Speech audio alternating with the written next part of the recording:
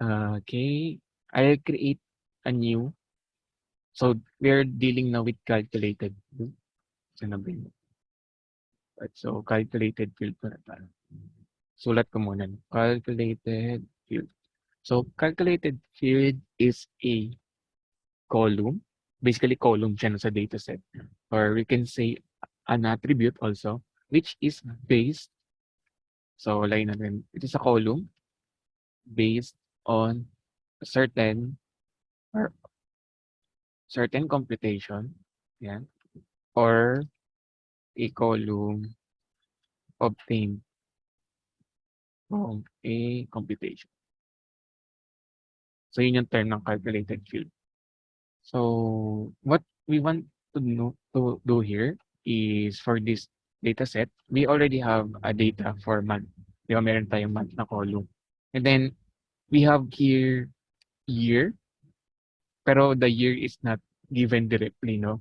The year, if we observe here, pag-click natin to, nandito sa file path, yung year. Ayan. So, each data has a partner file path wherein nandun yung year niya kung saan siya galing.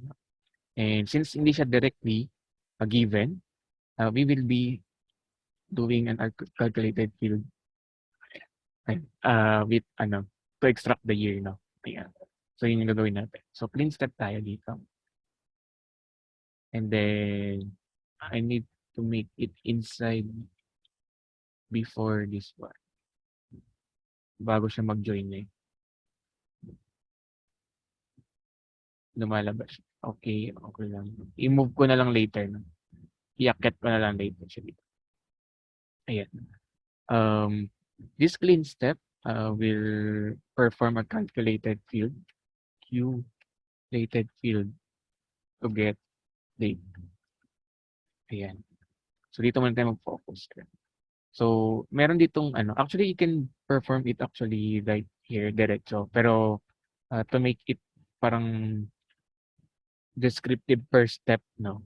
Per step tayo mag-node, no? Para matrack natin na dito removal lang ng total, dito pivot, dito remove ulit ng dashes, no? Pero in reality, we can actually create a field directly here. Ihiwalay ko lang para in this step, yun lang yung ginawa natin. Just click on the create calculated field. Ayan. Then lalabas ito. Then this field name is the column name. So, sabihin ko na I call it a date. No? Kasi pagkasamahin ko yung year tsaka month. And then, kung napansin nyo dito sa part, meron dito maraming predefined function already na you can use to perform a calculated field in Tableau Prep. So what I will do is first try to extract muna yung year dun sa file path, no? So to do that, we will be using a string function. Yeah, string function. Okay. For those na medyo may background sa programming, yung mga terms na medyo familiar sa inyo. So gagamit tayo ng string function. Ang string is any series of characters. So, kunyari, ganyan-ganyan. So, string ito. Yan. Yung file name, since siya, name of a file, usually string ang data type niya. No? Yan. So, we will be looking for a string function to extract lang yung year sa ating data. Kasi yung pattern ng natin, file path, is ganito, diba? Tapos yung year dot CSV. Ito yung pattern. So, i-extract natin yung year lang. So, with that, maraming predefined function dito which you can also search on kung ano yung use niya. Then you have here description kung anong ginagawa niya. Ang gagamitin, as you can also do average, ayan, ceiling, ayan, count, ayan, date. If you want to convert something into date, no? Date add, date leave, ayan. If you need to subtract or add dates, itong dalawa yung date name, so on and so forth. Since ang file name is a string, dito ako papunta sa mga string function, mid. Or in programming language, substring ang tawag nito yun. Pero dito walang substring. Walang substring dito. So, I'll use the mid. So, mid allows you to cut a string based on kung saan mo gustong part, no? Ayan. They also have example here. The first example is kung saan ka mag-start and then it will consume all the other string starting sa ninth, no? And then if you are looking for a specific ano lang, number of characters, you need to put kung ilang characters siya after that start. No? So, you can double click this one, lalabas siya dito. Or you can just type it na diretsong ganyan. Then, you need to put kung ano yung field or attribute na gusto mong gamitan nito with brackets, no? Ang pangalan ng field natin is file paths. So, file paths. Actually, lalabas siya pag tinatype nyo. May IntelliSense naman siya. So, nag-red siya since hindi nyo pa complete yung ano natin, command, no? So, file path, same column, comma, tas anong start? So, bilangin natin dito. 1, 2, 3, 4, 5, 6, 7, 8, 9, 10, 11, 12. So, sa pang 12 character, doon nag-i-start yung year natin. So, lagay na dito 12. Ayan. Then, just click apply or save. Ayan. So, apply. Then, okay. You can also click save. Ayan. Kung napansin yung date, na-extract na natin yung year. However, anong problem natin? Actually, dapat di pala date to. I-rename ko muna ng year. No? Year muna natin siya. Para hindi confusing. Year muna. Year. So, anong problem natin with the year? So, the problem is that we have .csv sa last part, no? Which is, sa isang year, wala naman .csv ang year. So, with that, let's click on this one. Yan, ang calculated field natin. And then, ayan, ito. Okay. So, edit natin siya. And then, from this 12, lagyan natin ng 4 characters only. Kasi after nito, 4 characters lang yung year, no? So, comma, then 4. Then, save it. Ayan. Then here, you will have only all the year of part ng data set natin. Or no 5 parts. Ayan. And then, after that, we already have the month and the year. We can combine them. No? So, I'll create another calculated field. Lagyan in description. So, extract year muna. Extract year. And then, parse date. Ayan. Magka-parse tayo ng date later. Ayan. So, next natin yung year and month. What we need to do now is to combine them in one field na month and year. So, click natin create calculated field again. I'll rename this one as date. And then, if you want to create a date in Tableau prep, you just need to look for the date parse. Ito. So, parse siya since etong dalawa, pag in-observe nyo, strings silang dalawa. They are strings. Hindi sila date data type. So, what you need to do is, you can parse them since they are strings. No? If they're not strings, kunyari ito, ginawa niyo siyang whole number, convert nyo lang ulit papuntang string. Kasi pag naging whole number siya, may ganito yung format niya. And you can encounter problems sa parsing. No? So, balik nyo lang siya ng string. And then, create tayo ng new calculated field. Lagyan niya na yung date. Then, we'll be using the date parse function. Double click or just type in here. Then, nakalagay dito kung ano yung format na gusto nyong maging ano niya, output, no? So, I'll use and then small y yung ayan.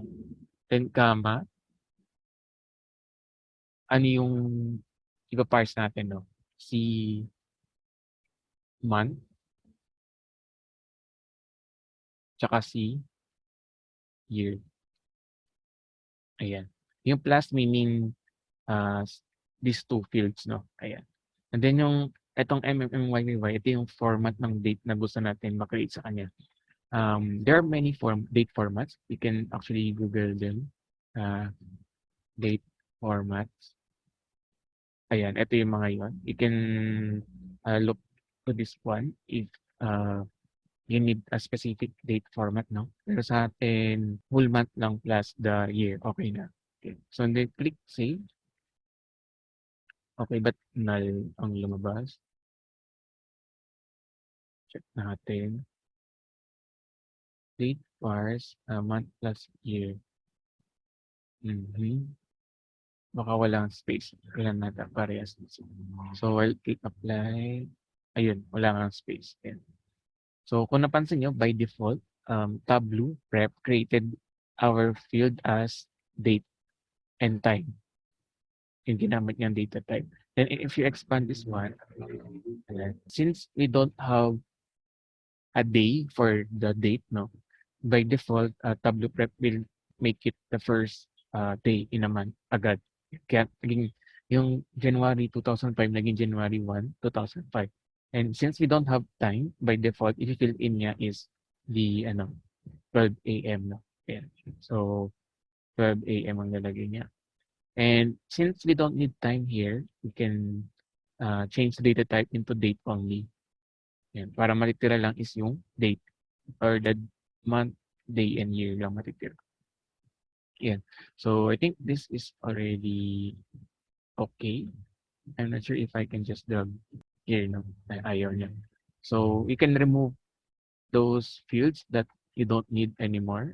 For example, si file path, we don't need this one anymore. You can remove month already. And you can remove the year already. So since you already have this column. And then with that, uh, you can save it in another file and or i-join, perform the join here after. I-drag natin sa task. Yakit natin to. Yakit natin to. Ayaw niya mag-move up. Hindi siya move up. So I'll just delete these nodes now.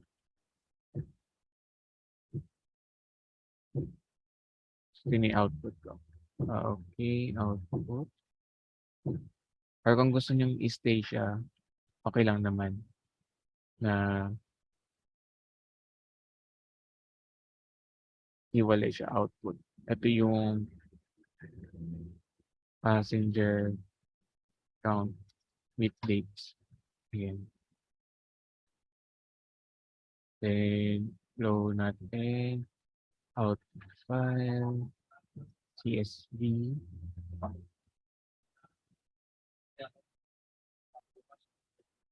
Yan. Passenger count dates. Ayan. Tapos with here, pwede mo siyang i-connect natin dito. Connect na lang natin siya.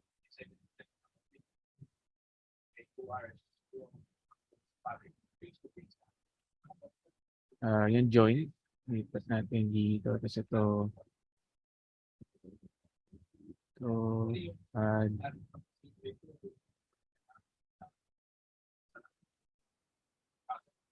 Medyo lang. Arrange lang natin na maayos.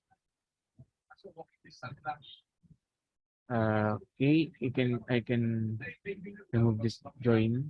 Okay, you can just actually leave the join there para makita niyo yung So, show ko yung join dito. Ulitin ko lang yung ginawa natin join earlier. Tapos left join ang ginawa natin. Ayan. You can create another, after non-join, you can create an output node. Ayan. Medyo, lang siya, no? Naging, na, crowded na. Passenger, date, with, date, and country. Ayan. And so we have 4 output files dito.